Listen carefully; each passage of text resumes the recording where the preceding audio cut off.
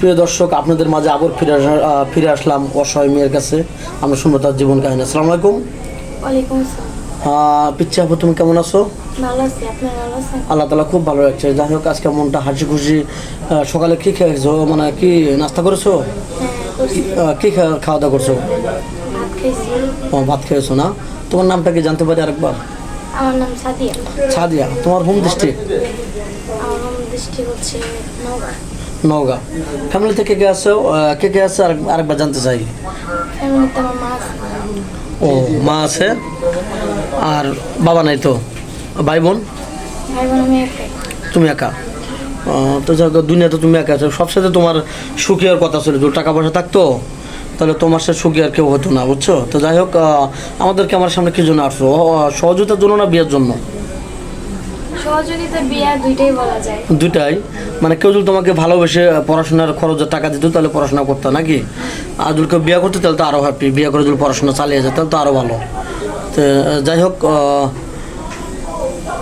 কি আর বলবো, তুমি কি স্কুলে বা কোনো মার্কেটে বা কোথাও বিয়ে খেতে গেছো, এরকম সিচুয়েশনে কেউ তোমাকে প্রেম করতে বা বিয়ে করতে চাইছে, এরকম ভালোবাসার প্রস্তাব কেউ দিছে?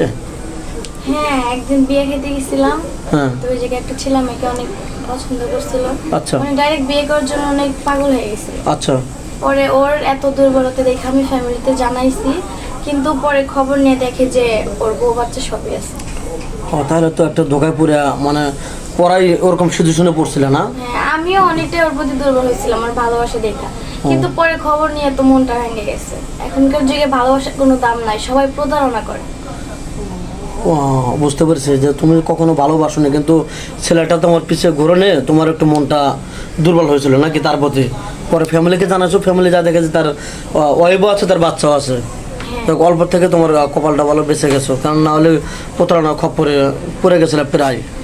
তো যাই হোক, এখন তুমি কি চাচ্ছ? মানে কোনো বিবাহিত ভাই যদি তোমাকে বিয়ে করতে চায় ভালোবেসে, দুটা ওয়াইফকে সে খুশি রাখতে পারবে, এরকম অ্যাবিলিটি তার আছে, টাকা পয়সা আছে, তোমার কি আপত্তি আছে? না, আমার কোনো আপত্তি নাই। আমি কোনো ভালোবাসা করতে চাই না, ডাইরেক্ট বিয়ে করতে চাই। তো এরকম যদি কেউ থাকে যে ছলনা করবে না, ঘর সংসার করবে, সারা জীবনের দায়িত্ব নেবে, তাহলে আমি বিয়ে করতে চাই। ও আচ্ছা, বুঝতে পারছি। ও আচ্ছা, যাই হোক, তোমাকে প্রবাসী কোনো ভাই বিয়ে করে বাংলাদেশে রেখে গেল, তার একটা ছোট ভাই আছে, তোমার যেমন তোমার বয়সে হবে, মিসউড হবে, সে 3 বছর পরে আসবে, তার সাথে কি পরকে লিপ্ত হবে তার, তোমার দেওয়ার সাথে? না না, কখনো। এরকম করবে না তো? যদি সে তোমাকে বলে, ভাবি ভাইয়া তো আসবে না, একটু দুর্বলতার সুযোগ নিল, তখন কি তুমি তোমার শ্বশুর শাশুড়ি বলে দিবে, নাকি দুর্বলতার সুযোগটা তুমি কাজে লাগাবে, কোনটা? অবশ্যই বলে দেব। আর আমার স্বামীকেও বলবো ওকে যেন আমার থেকে দূরে রাখে। ও আচ্ছা, যাক, তোমার কি ফোন আছে? না, আমার ফোন নেই। তোমার ফোন নেই? যাই হোক, মেয়েটা কোনো ফোন নেই, তো খুবই অল্প বয়স। মেয়েটা আসলে টাকা পয়সা থাকলে পরে ভালো করে বিয়ে হতো, আসলে টাকা পয়সা নেই, মেয়েটা খুবই গরিব, ওর বাবা নেই, একদমই ইতিম, একা।